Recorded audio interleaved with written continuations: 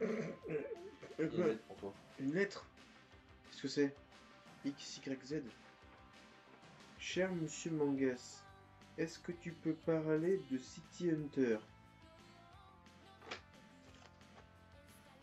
Bah, tu sais quoi? On va parler de City Hunter aujourd'hui. Ah, donc vous voulez du City Hunter, hein? Vous voulez du City Hunter? Eh ben, vous savez quoi? Vous aurez du City Hunter. Mais d'abord, avant de parler de City Hunter, petit résumé de la série. L'histoire tourne principalement autour de la relation de Ryo et Kaori et des missions qu'accomplit Ryo. En général, voler au secours de belles jeunes filles en difficulté. Il a pour principe de ne jamais accepter les clients masculins, même s'il n'a plus rien à manger. La seule chose qui le motive est une belle femme, ce qui bien sûr exaspère Kaori. Dans la mesure où il parvient à tenir Kaori éloignée, il exige de se faire payer sous la forme d'une relation sexuelle. Il consentira tout de même en des rares occasions à aider des hommes ou des enfants. Alors comment ne pas parler de City Hunter sans déjà mentionner son auteur, Monsieur Tsukasa Ojo, papa de pas mal de pépites, surtout Cat's Eyes. Tsukasa Ojo est né en 1959. Au collège, il commence à dessiner des mangas et s'inscrit au concours Tezuka. Et c'est à 20 ans qu'il participe et remporte le prix Tezuka organisé par le Shonen Jump. Un an plus tard, il commencera la série Je suis un homme toujours dans le Weekly Shonen Jump. Et un an plus tard, il sortira le manga Cat's Eyes toujours dans le Jump et aura un succès de fou. En 1983, il sort un prototype à City Hunter appelé XYZ.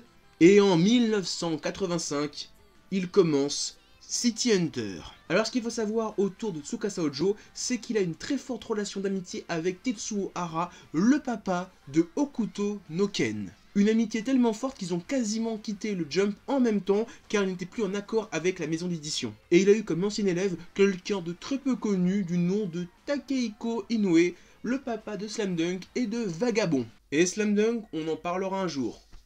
Premier juré. Alors, après avoir fait cette petite introduction wikipédiaesque, où je résume la vie de l'auteur et le manga, on va enfin rentrer dans le vif du sujet avec City Hunter, et quoi de mieux que de commencer par parler de City Hunter, donc à savoir le personnage de City Hunter qui est Ryo Saiba et son acolyte Kaori. Alors Ryo, comment dire, comment le qualifier? Badass. Putain, ce mec, c'est le mot badass à l'état brut. Alors, quand tu le regardes, quand tu connais un peu le personnage, tu sens quand même qu'il était inspiré par d'autres figures du manga un peu plus anciennes comme Lupin ou Cobra pour leur côté classe, stylé, beau gosse, les mecs ils ont pas froid aux yeux, quand ils arrivent tu fermes ta gueule, t'écoutes. City Hunter, Nicky Larson, Ryo Saiba, c'est ça. C'est le mec, il arrive, il pose ses couilles sur la table et tu l'écoutes. Tu fais pas le mariole, non non, l'homme est là, l'homme, le super alpha est là, tu l'écoutes, voilà. C'est la définition même du mot badass. Ryo Saiba, il est badass. Il y a que ça à dire. Badass. Bon, il a aussi son petit côté pervers. Par exemple, quand il voit une jeune femme, bon, à chaque fois, il a le braquemar qui se lève, il a son mokori. Le truc qui est tellement long qu'il pourrait faire de l'ombre au nez de Cyrano de Bergerac. Et putain, qu'est-ce que je le trouve cool, à chaque fois qu'il a son érection, le mec, il peut transpercer des murs. Genre, il y a une plaque de verre indestructible, genre par balle, lui, bam, il a un coup de rein, il n'y a plus de verre, il l'a transpercé. Alors, mesdemoiselles, méfiez-vous du mokori, parce que ça doit faire très très mal, surtout vous les vierges. Et bon, à côté de tout ça, Ryo Saiba a quand même un petit côté mystérieux. Bon, déjà, on nous dit qu'il ne connaît pas sa date de naissance, il ignore ça. Et en fait, plus on va avancer dans l'histoire, mais ça j'en parlerai un peu plus tard, plus on va se rendre compte que il ignore ses origines et que son passé est vraiment mystérieux, sombre, qu'il a vécu plein de choses avant City Hunter, enfin avant le manga City Hunter, et ça rend le personnage super intéressant, on se rend compte qu'il vit pas des aventures avec nous, mais qu'il a déjà vécu plein de choses avant nous, et qu'il en vit des nouvelles, ça c'est super stylé. Et qui dit Ryo Saiba, dit aussi Kaori, sa coéquipière franchement, City Hunter, c'est pas que Ryo Saiba, c'est aussi Kaori, alors même ils le disent dans le manga, hein, City Hunter, c'est pas que moi, c'est aussi Kaori. Et franchement, c'est pareil pour le manga. Ryo Saiba, il est badass, il est cool, il est stylé. Mais tout seul, le manga serait cool. Mais avec Kaori, il y a ce petit truc en plus qui fait que tu surkiffes. En plus, durant tout le manga, Kaori a pas mal de choix à faire entre être féminine et s'endurcir. Car si elle veut être féminine, elle pourra plaire à Ryo et donc avoir une vie paisible avec lui. Le problème, c'est que Ryo vit dans un monde qui doit être dur, où on doit s'endurcir. Et en s'endurcissant, eh bien en même temps, elle se rapproche de Ryo, mais elle s'éloigne de ses sentiments. C'est une putain de contradiction, mais c'est génial. Elle aimerait vivre une vie classique, entre guillemets, une vie de femme normale, une femme au foyer, peut-être vivre une vie normale avec un petit copain. Le problème, c'est qu'elle est amoureuse de Ryo Saeba, et que ce monsieur-là ne peut pas vivre une vie classique et normale. Donc, elle doit s'adapter, s'endurcir, et vivre dans ce monde sans foi ni loi, qui est le monde de City Hunter. Donc voilà, la relation Ryo-Kaori, elle est sublime. Franchement, c'est une petite pépite dans ce monde d'horreur qu'est City Hunter. Et bon, les deux autres personnages principaux de l'œuvre, donc à savoir Mammouth ou Omibozu et Saeko, ne sont pas en reste. Et je dirais même que ces deux personnages renforcent la relation et le duo de choc que sont Ryo et Kaori. Par exemple, Mammouth, il a un passé commun avec Ryo, et durant tout le manga, à chaque fois qu'on va le revoir, il va apporter des petits brides du passé de Ryo. Donc sans ce personnage-là, on ignorait tout le passé, tous les flashbacks, toutes les origines de Ryo. Franchement, voilà, c'est pas sa seule utilité, il fait des trucs super stylés, mais voilà, sans Mammouth, on n'aurait pas toutes ces origines de Ryo qui le rendraient encore plus fascinant et encore plus stylé. Et pour Saeko, eh bien, elle renforce Kaori. Parce que avec elle, elle apporte une sorte de miroir à Kaori. Parce que elle est un petit peu l'exact opposé de Kaori.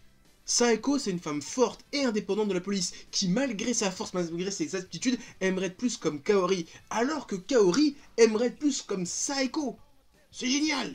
Et tout ça, la relation Saeko-Kaori, Kaori-Ryo, Saeko-Ryo, ça forme un triangle amoureux qui est bien amené, qui est bien foutu, et il n'y a pas de déception, il n'y a pas de « Ah, j'aimerais... » Non, parce que quoi qu'il arrive, tu aurais été content que ce qui serait passé. Ensuite, il faut parler aussi de l'univers global de City Hunter, l'univers urbain de Shinjuku des années 80-90, le Grand Tokyo. On suit Ryo un peu partout dans ce quartier, des lieux les plus simples aux endroits de débauche les plus bizarres, dans les petits parcs et restaurants de la ville. On croisera même le magnifique café très connu des fans de l'auteur, le Cat Size, et à la fois référence et centre de plusieurs missions ou intrigues. Ou encore dans les bars à picoler et les boîtes de nuit un peu olé olé pour danser et surtout draguer.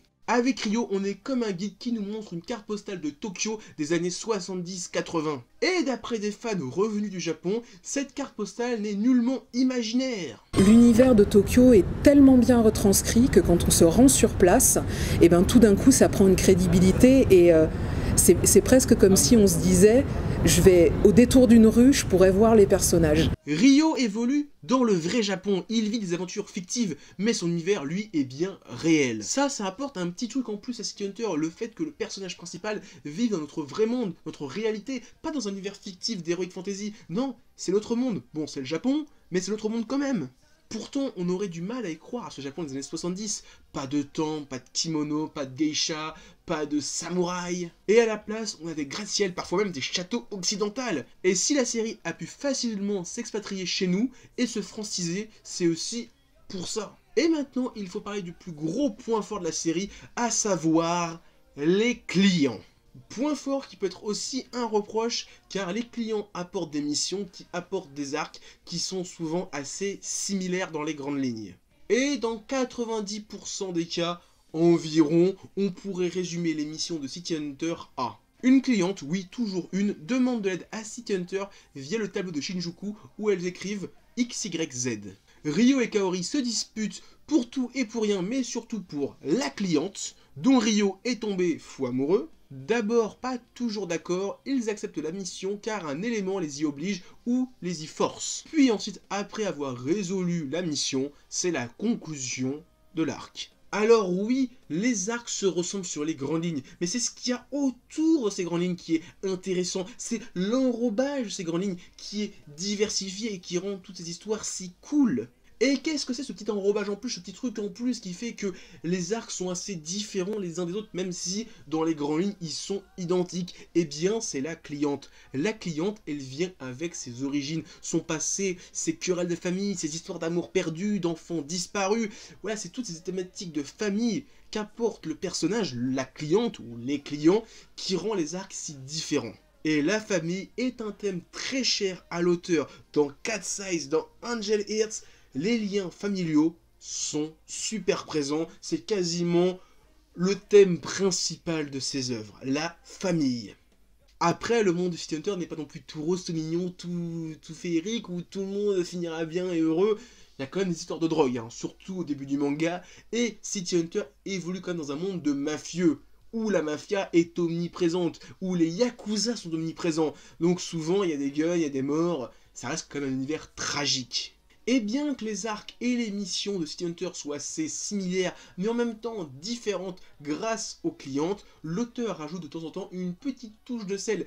De temps en temps, il distille des informations sur Ryo Saeba, ses origines et sa vie, et juste pour ça, c'est cool. Parfois même, il va même dédier des arcs entiers, des missions entières sur un pan du passé de Ryo. Genre par exemple, quand il rencontre Umibozu, donc Mammouth, on apprend plein de choses sur Ryo. C'est quasiment un arc où on apprend le plus de choses sur le personnage. En même temps, on découvre Mammouth. Et j'ai parlé des clients, donc je vais pouvoir parler un petit peu des clientes et du dessin de Tsukasa Ojo qui est juste... Un des points forts du papa de Cat Size, c'est la grâce et la finesse avec laquelle il dessine des femmes. Franchement, c'est juste sublime. On pourrait se perdre dans ces personnages qui oscillent entre le limite sensuel et le tout simplement magnifique.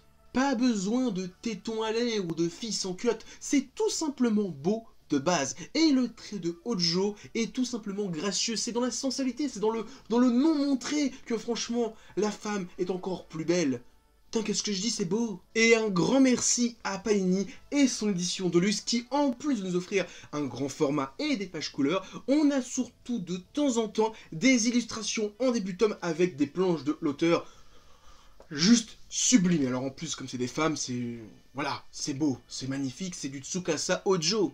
Et comme j'ai dit juste avant, la plupart des clients de City Hunter sont des clientes. Donc des femmes, donc d'une mission à l'autre, on va suivre une femme différente et qui sont toutes super bien écrites. Que ce soit dans leur histoire, dans leur background, dans leur personnalité, elles sont toutes super intéressantes. Alors, peut-être qu'on a une ou deux qui sont un peu moins top, mais dans l'ensemble, putain, les femmes là-dedans, elles sont super stylées. Alors, je pourrais donner des exemples de personnages féminins super stylés dans City Hunter. Le problème, c'est qu'on n'a pas le temps et que je l'ai déjà fait, en parlant de Kaori et Saeko au début de la vidéo. Et si on revient sur le dessin de l'auteur, on pourrait aussi parler des scènes de gunfight qui sont tout aussi sublimes. Tsukasa Ojo, c'est un auteur qui arrive à donner dans son trait et à ses personnages féminins une certaine finesse, une certaine grâce. Et toute cette grâce, cette finesse, il arrive à la réutiliser dans ses scènes d'action qui sont juste à couper le souffle. Tout est fluide, tout est dynamique, de la petite explosion à la fusillade, du sauvetage de la demoiselle en détresse, l'action est au rendez-vous et la qualité est au rendez-vous. Et il y a aussi quelque chose qui fait le point fort de City Hunter, en plus de ses femmes, en plus de ses scènes d'action, c'est l'humour qui est hyper présent. Entre le Mokori de Ryo et les coups de massue de Kaori, qui sont les deux ingrédients principaux de l'humour de City Hunter, genre, t'as pas ça dans un City Hunter, c'est pas du City Hunter. S'il n'y a pas un Mokori et un coup de massue, c'est pas City Hunter. Tu peux dire tout ce que tu veux, ça ne sera pas du City Hunter à mes yeux.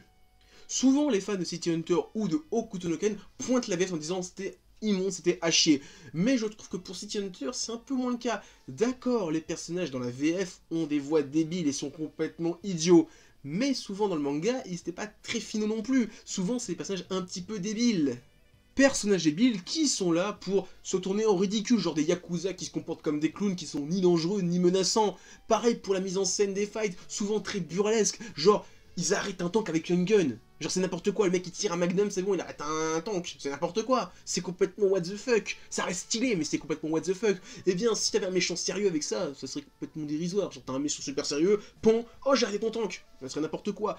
Donc, les gens qui disent, oh la VF de City Hunter, ouais, enfin en même temps, les méchants sont pas toujours hyper crédibles non plus. Faut arrêter de dire que la VF a détruit City Hunter. Par contre, tout ce que je viens de dire il y a un instant, ça s'annule quand il y a un putain de méchant qui débarque à Shinjuku. Quand t'as un vrai tueur en série qui arrive, quand t'as un méchant super méchant, là il est pas idiot, il est menaçant.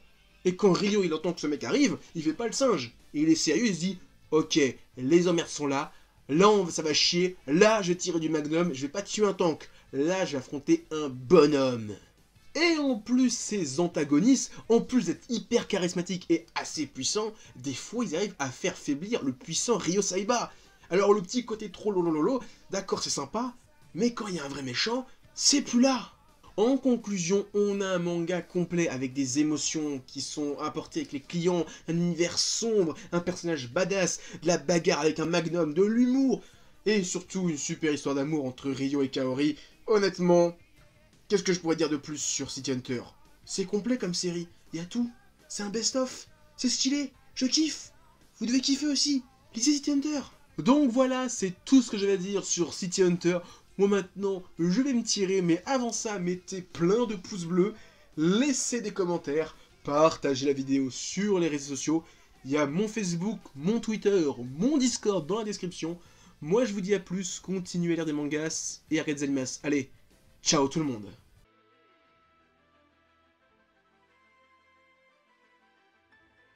Cher monsieur Mangas, est-ce que tu peux parler de City Hunter s'il te plaît? Moi je viens de le faire. En plus il te ressemble un petit peu, Ryo Saiba il est aussi classe que toi, il est stylé, il est charismatique, il est trop beau. Merci. PS, tu peux aussi parler de Rainbow? Pourquoi pas?